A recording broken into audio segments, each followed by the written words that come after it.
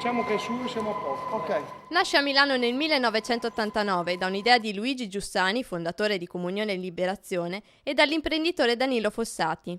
È il banco alimentare, l'Onlus, che da più di 20 anni raccoglie e ridistribuisce i generi alimentari in eccedenza.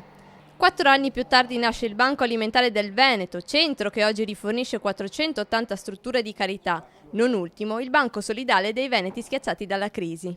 Questi prodotti vengono da noi distribuiti non ai bisognosi come succede per tutte le altre associazioni, ma le distribuiamo alle associazioni che assistono le persone in difficoltà.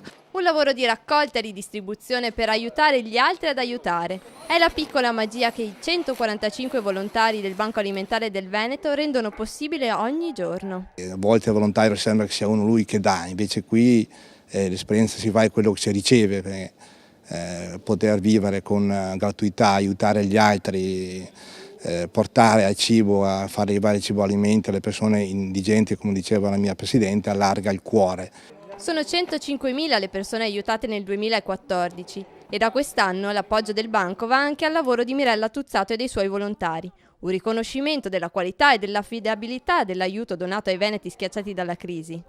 Abbiamo continui contatti con Carabinieri, NAS, Finanza proprio per aiutarci a vicenda nella tracciabilità del prodotto e per far sì che il prodotto che noi doniamo, riceviamo gratuitamente e doniamo gratuitamente arrivi veramente sul tavolo di chi ha bisogno.